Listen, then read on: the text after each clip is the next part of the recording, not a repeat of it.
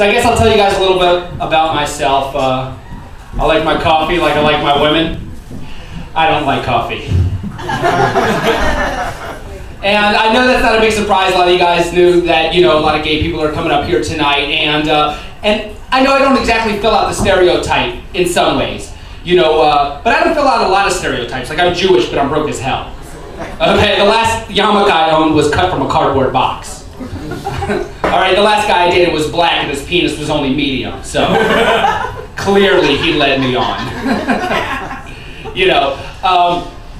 But like a lot of stereotypes, like I'm Jewish, but my mother isn't all super neurotic. Like, she's actually chill about a lot of stuff. When I told her that I was gay, she was cool. I said, Mom, I'm bringing somebody over this Friday night for dinner. Somebody I have a date. She's like, oh, that's wonderful. I can't wait to meet her. I said, I want to tell you something about this person, Mom. The person is black. She said, well, God loves all his children. Why shouldn't I? As long as she compliments my matzo ball soup, I'll be satisfied. I was like, Mom, there's something else I want to tell you. This person is a guy. And she says, what? A guy? So you're gay? I can't believe it. This is such a surprise. I had no idea. Harold, you owe me $20. I told you our son was a fangler. No, really, Daniel. Who did you think you were kidding? The whole family knew. Did you really believe we thought those Cher records were a collector's item?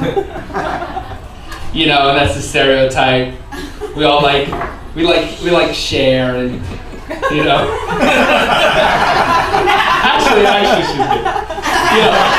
Actually, I do like Cher a lot. I guess we're supposed to like Madonna and Britney Spears too. I think they're crack whores. Thank God for Lady Gaga and Beyonce and have nothing to talk about with other gay men in between sex. You can't, you gotta do something when you're done washing up. So she's cool with me being gay, totally open-minded. This is what she has an issue with. She can't handle that I'm a vegan. This is what she has a problem with. Oh, you can still adopt, put it where you want to, but vegetarian?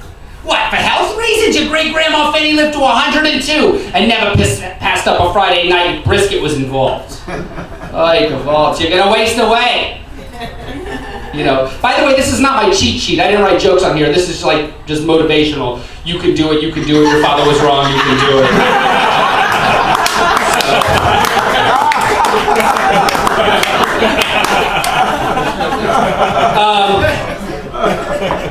And all these stereotypes, like we're supposed to be sissies. And I'm not a sissy. Like, I fought in Iraq. I was on the front lines with the Marine Corps as a combat medic. Thank you very much.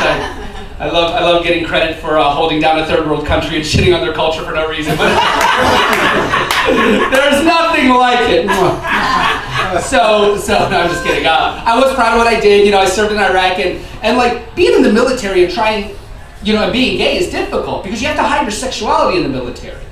Well, I mean, if you're gay, you have to hide your sexuality. If you're straight, you're expected to flaunt it. They're always like, oh, I had a finger in her, then her grandma walks in, bada bing, bada. I'm like, okay, thank you, chaplain. That's quite enough, sir.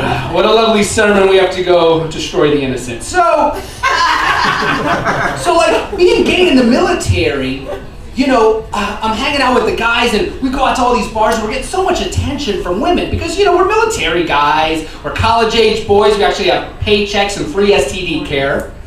Our condoms came laced in penicillin. And, that killed last week. And, sorry to hit a touchy subject. I thought I smelled Valtrex. So you go to these bars and I can't turn down every woman that comes up to me when I'm with the guys because they're gonna figure something out. So I'm like, all right, think of a plan. So I would just come up to the tallest woman in the club and hit on her and hope for some balls. That was my best bet. Those are Vegas odds, It's like playing the slot machine. You pull that one-arm bandit. Okay, come on, Daddy wants 2 cherries and a banana. Jackpot!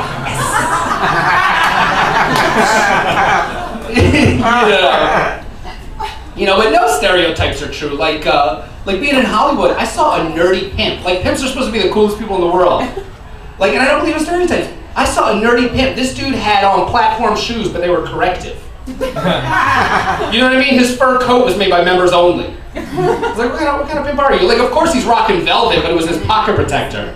His pocket protector was velvet. Pimps wear velvet. Pimps wear velvet.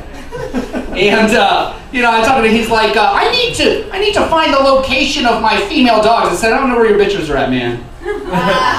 He's like, I'm gonna have to maintain the motivation of these garden tools with the posterior of my metatarsals. I said, smack your bitches up. That ain't got nothing to do with me. He's trying to tell me it is really difficult to be an intercourse consolidator agent. But I'm like, hey man, you think it's hard being a pimp? Try being a comedian. Because comedy is really hard. Obviously, I'm really proving that point today. So like comedy is very difficult, but people make such a big deal out of stand-up comedy. Like people will tell you, oh my God, you do stand-up?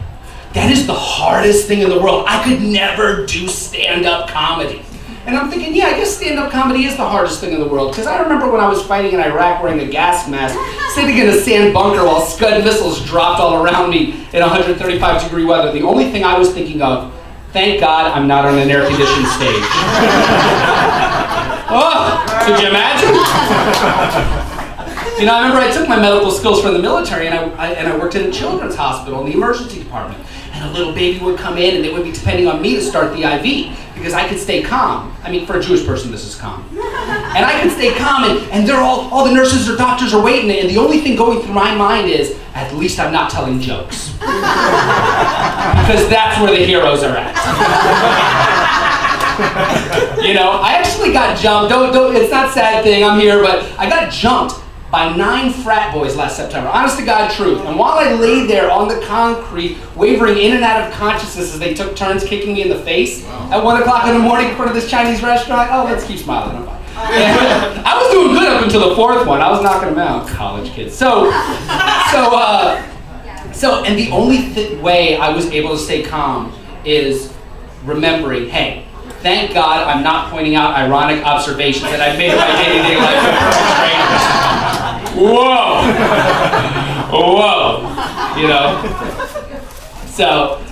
But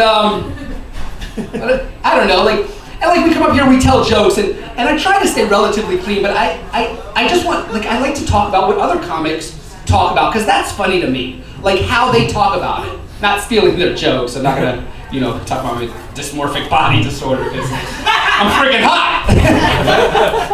So what's it called?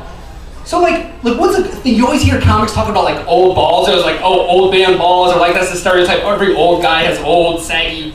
Okay, I don't need to get into detail, but let me tell you something. All men have old balls. Since the day I hit puberty, my balls have looked like they were about 75 years old. You've never looked at a pair of balls and thought to yourself, how spry, how youthful, how full of life. You could dip your balls in the fountain of youth, and they would coming out looking like Abe Vigoda's neck. He's an old guy who's really... So I'll leave you guys with this, because honestly, God, man, this is so much fun hanging out with you guys. I hope you guys are enjoying the show, because I like to stay positive. Because I was dating this one guy, and he tells me, he's like, hey man, listen, I want to ask you first and foremost, before we really get serious, are you okay with dating someone that has a small penis? And I said, listen man, I'm a positive person, okay? With me, the ass is always half full. Thank you guys very much, all right?